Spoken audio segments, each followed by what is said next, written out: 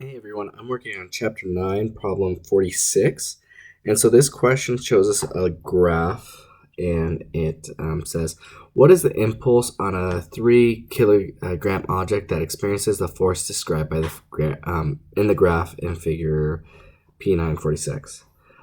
Well, to find an impulse, we need to recognize that in these little boxes, the impulse is equal to the area in the box.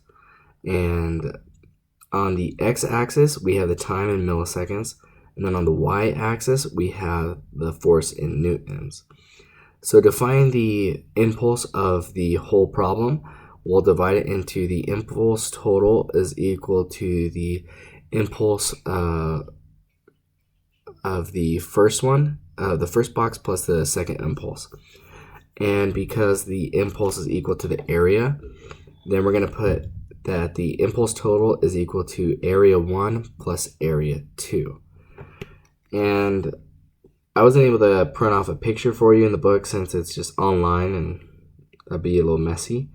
But I went ahead and calculated it. So because our x-axis is time and our y-axis is our force, so the area of the first box is going to be the force of the first one times the delta time of the first one, so the change in time.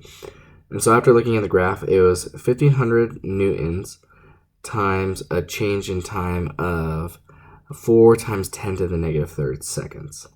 And when we multiply that out, we get a 6 newtons times seconds for our area. So then we need to do that for the second box, but this time we can see that our force is going down, so we have a negative. So we have negative 1000 times the delta time, which was actually the exact same time. So it was, sorry, it wasn't the same time, but it was 4 times 10 to the negative third, which is going to give us an, actually, sorry, it's, I totally messed that one up. It is 6 times 10 to the negative third. I just realized I messed up my math. So that makes us get a negative 6 newtons per second.